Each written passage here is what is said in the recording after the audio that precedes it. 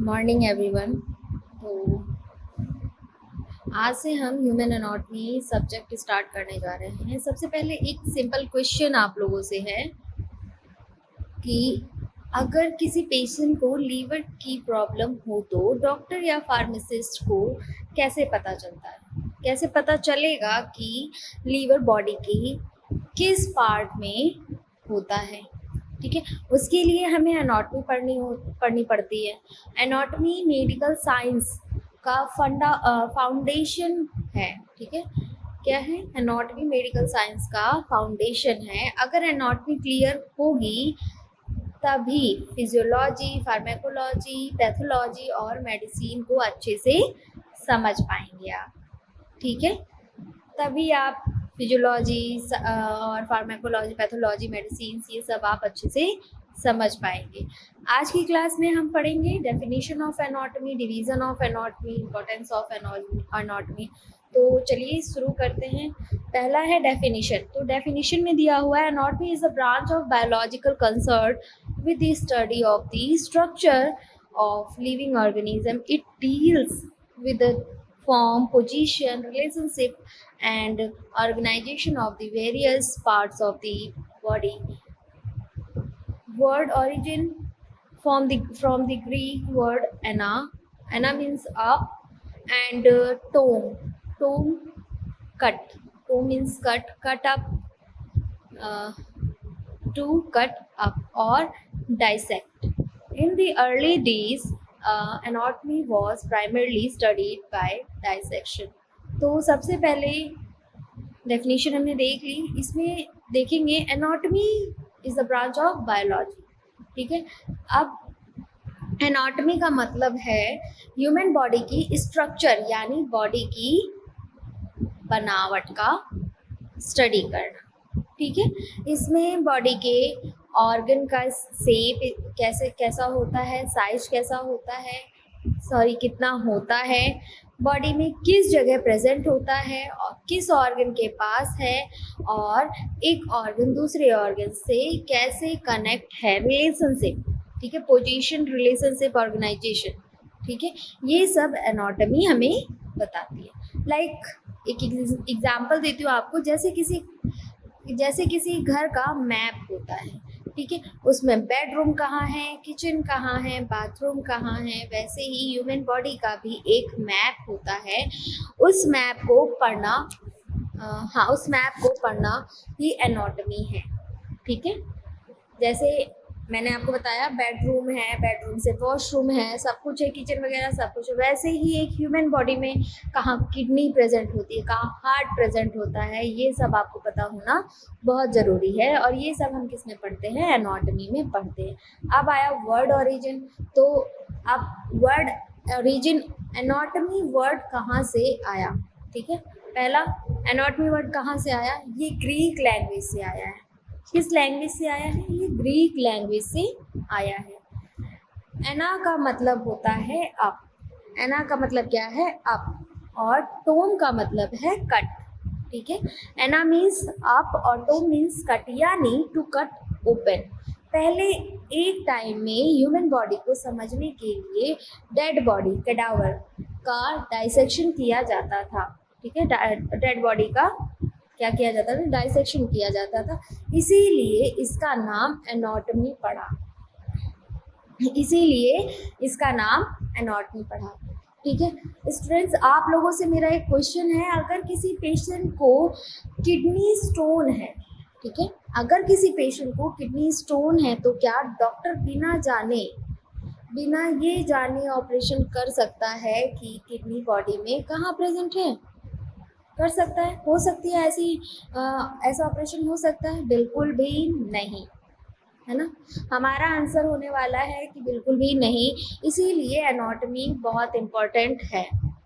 ठीक, इसीलिए एनाटॉमी बहुत इम्पोर्टेंट है कि जब तक आपको नहीं पता होगा किस जगह पे कौन सा ऑर्गन प्रेजेंट है, किस ऑर्गन से कनेक्टेड है, आप कैसे ऑपरेशन कर सकते हैं। अगर आपने ऑपरेशन किया तो वहाँ पे कॉम्प्लिकेशन होगी, पेशेंट डेड। ठीक है, अब आते हैं division of anatomy. Anatomy is generally divided into several branches. तो पहला है ग्रॉस एनाटॉमी, ठीक है, अलग अलग पार्ट्स में डिवाइडेड है। पहला है ग्रॉस एनाटॉमी, जिसे माइक्रोस्कोपिक एनाटॉमी कहा जाता है, ठीक है। इसको क्या कहा जाता है? Microscopic anatomy, sorry macroscopic anatomy कहा जाता है, मैक्रोस्कोपिक एनाटॉमी कहा जाता है। Study of structure visible to the naked eyes, मतलब जो चीज़ें हम अपनी नेक्ड आई से देख सकते हैं, ठीक है, यानी बिना माइक्रोस्कोप के। Example heart, lung, brain, liver और मसल्स, ये सब हम देख सकते हैं, इसीलिए ये ग्रॉस एनाटॉमी में आता है, ठीक है। इसीलिए ये किस में आता है? ग्रॉस एनाटॉमी में आता है। अब देखिए इसमें दिख रहा है ना आपको, लीवर दिख रहा है, स्टमक दिख रहा है, इंटेस्टाइन दिख रहा है, लार्ज स्मॉल इंटेस्टाइन दिख रहा है, लैरिंग्स, फेरिंग्स, माउथ, ये सब दिख रहा है, ठीक है। तो ये ग्रॉस एनाटॉमी में आ गया, ठीक। नेक्स्ट है हमारा, इसमें दिया हुआ है regional anatomy, study by regions, head, thorax, systemic anatomy, study by organ systems, digestive system, ठीक है, और सरफेस एनाटॉमी में स्टडी ऑफ सरफेस लैंडमार्क्स, ठीक है। ये 3 टाइप्स के होते हैं, ठीक है। ग्रॉस एनाटॉमी के 3 टाइप्स होते हैं, जो मैंने अभी रीजनल, सिस्टमिक, सरफेस बताया, इसके 3 टाइप्स हैं। तो पहला क्या है? रीजनल। रीजनल में क्या करते हैं? बॉडी को अलग अलग रीजन में डिवाइड करके पढ़ा जाता है, ठीक है। जैसे head, neck, thorax, abdomen, pelvis, upper limb, lower limb, ठीक है। एग्जाम्पल, अगर हम हेड रीजन पढ़ रहे हैं तो हेड में प्रेजेंट सभी स्ट्रक्चर्स के स्ट्रक्चर एक साथ पढ़ेंगे, ठीक है। क्या होगा अगर हम हेड पढ़ रहे हैं, ठीक है, हेड में प्रेजेंट सभी स्ट्रक्चर एक साथ पढ़ेंगे, जैसे ब्रेन हो गया, स्कल हो गया, eyes, nose, ear, blood vessels, nerve, ये रीजनल एनाटॉमी कहलाती है, ठीक है। अब है सिस्टमिक एनाटॉमी। सिस्टमिक एनाटॉमी में क्या है? सिस्टम वाइज हम इसमें पढ़ते हैं, सिस्टम के अकॉर्डिंग इसमें पढ़ा जाता है, जैसे कि रेस्पिरेटरी सिस्टम, डाइजेस्टिव सिस्टम, ठीक है, cardiovascular system, nervous system, urinary system.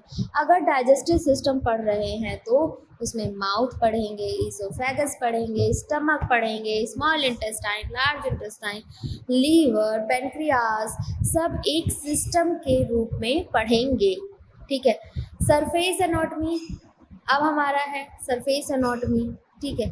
Surface anatomy में क्या है कि बॉडी के बाहर दिखने वाले लैंडमार्क का स्टडी करना, ठीक है, बॉडी के बाहर दिखने वाले लैंडमार्क की स्टडी करना, जैसे पल्स चेक करना, इंजेक्शन लगाना, ठीक है, इंजेक्शन लगाने की जगह, और हार्ट साउंड सुनना।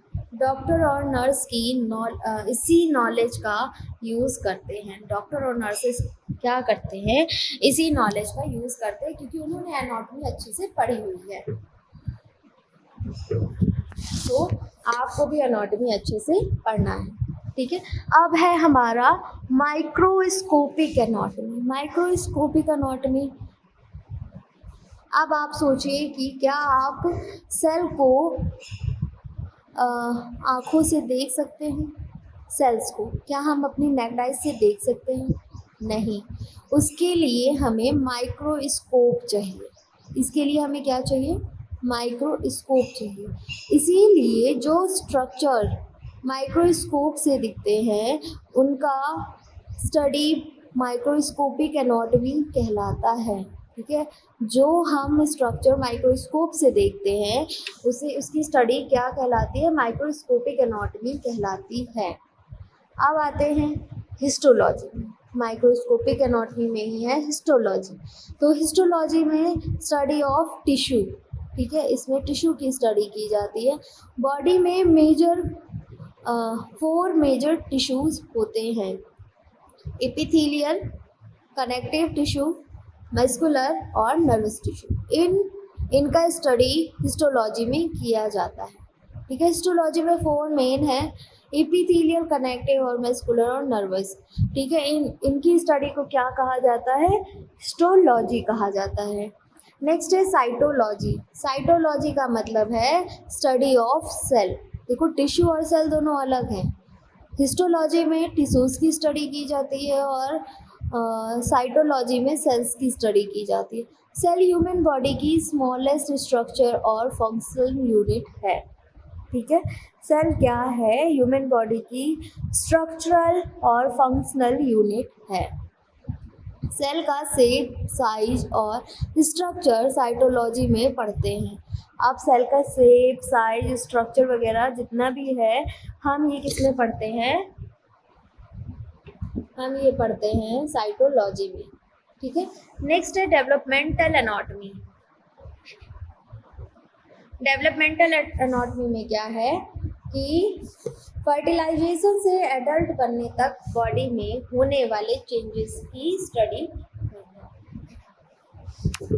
क्या है? फर्टिलाइजेशन से एडल्ट बनने तक बॉडी में जितने भी चेंजेस हो रहे हैं इनकी स्टडी करना, जैसे इमेज में दिखाया जाता है। ठीक है, और दिखाया गया है आपके इमेज में, देखिए फर्टिलाइजेशन से एडल्ट बनने तक की।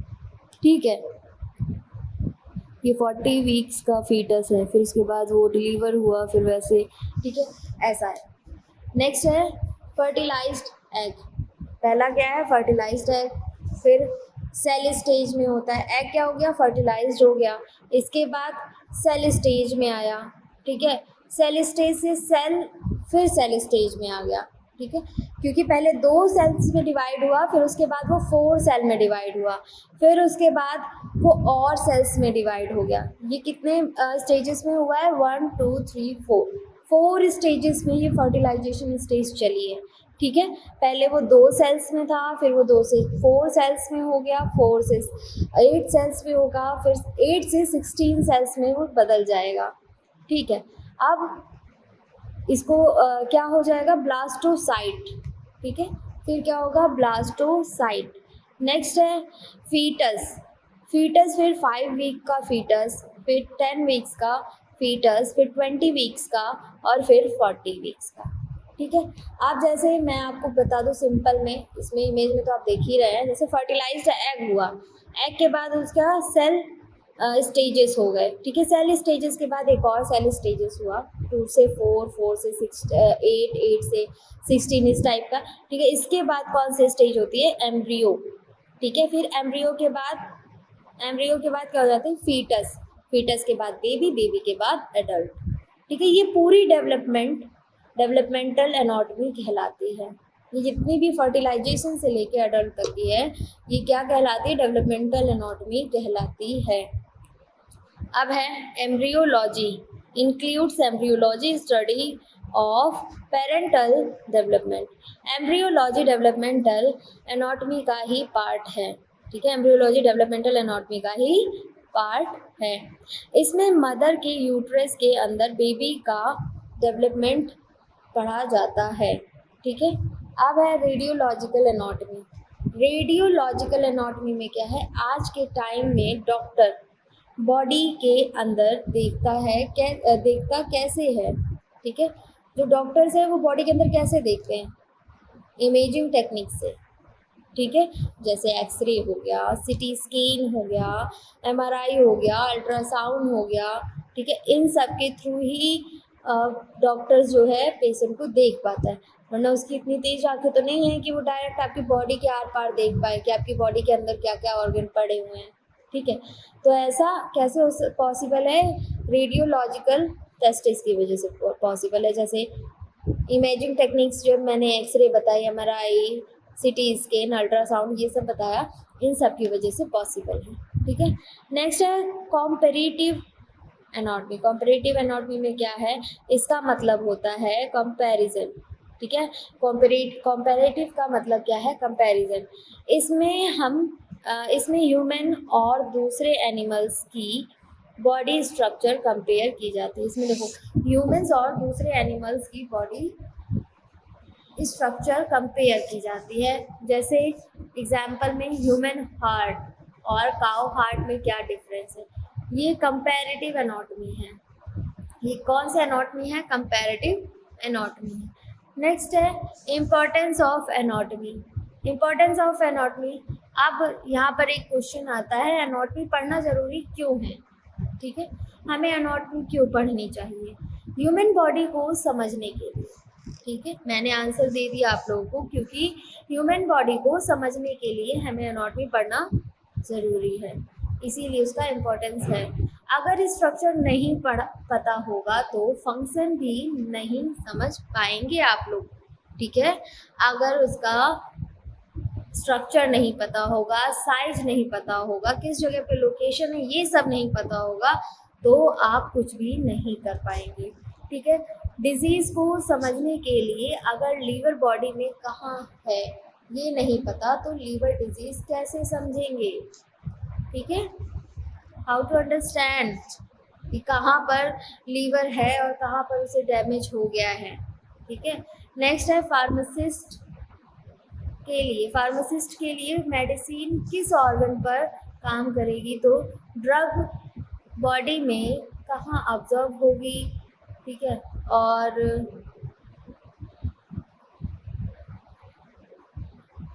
कहाँ मेटाबॉलिज्म होगा? ठीक है, ये सब एनाटॉमी की नॉलेज से ही समझा जा सकता है। ठीक है, या फिर एनाटॉमी की नॉलेज से ही समझ आता है। नेक्स्ट है हमारा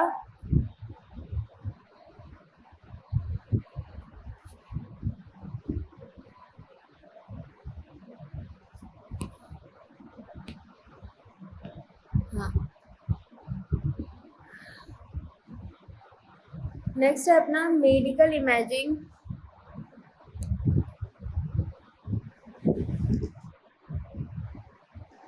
मेडिकल इमेजिंग को समझने के लिए X-ray, MRI, CT scan, ultrasound इन रिपोर्ट्स को समझने के लिए एनाटॉमी बहुत ज़रूरी होती है। अंडरस्टैंडिंग पैथोलॉजी, डिजीज़ को अंडरस्टैंड करने के लिए physical therapy, nursing and allied health sciences help in interpreting medical imaging.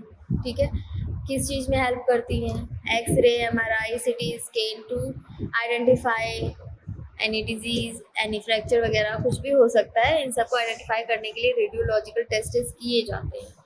ठीक है, और level of structural organisation, the human body can be studied at different level. Human body can be studied at different level, अलग अलग तरीके से इनको पढ़ा जाता है। जैसे chemical level, atoms, molecules. Cellular level पर, केमिकल लेवल पर एटम्स और मॉलिक्यूल्स, और सेलुलर लेवल पर cells are the basic unit of life. Tissue level, group of similar cells performing a function. ठीक है, नेक्स्ट है ऑर्गन लेवल। ऑर्गन लेवल क्या है? कि स्ट्रक्चर मेड ऑफ 2 और मोर टिश्यू टाइप। सिस्टम लेवल क्या है? Group of organ with related function. ठीक है, जितने भी ऑर्गन हैं ये क्या फंक्शन करते हैं, ठीक है, इससे रिलेटेड है। और ऑर्गेनाइज्म लेवल, तो ऑर्गेनाइज्म लेवल क्या है? The complete living being. ठीक है, नेक्स्ट है एनाटॉमिकल पोजीशन। एनाटॉमिकल पोजीशन में क्या है ये देखते हैं।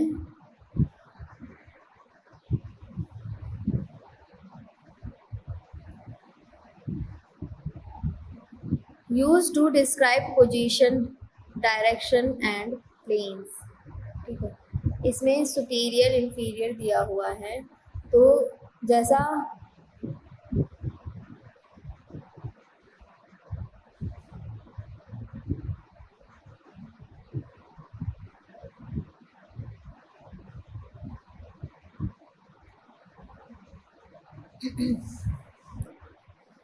एनाटॉमिकल पोजीशन में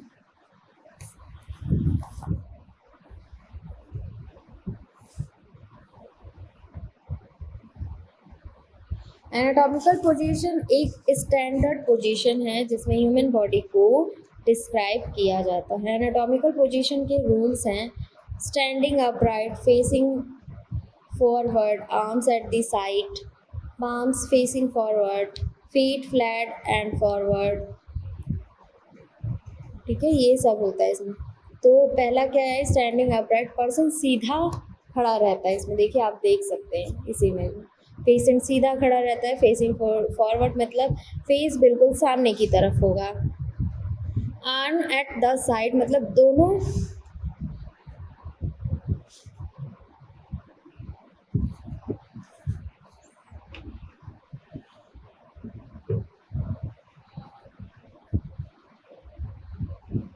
मतलब दोनों हाथ बॉडी के साइड में होंगे। पाम्स फेसिंग फॉरवर्ड हाथ की पाम सामने की तरफ होगी। ये पॉइंट स्टूडेंट अक्सर भूल जाते हैं। Feet flat and forward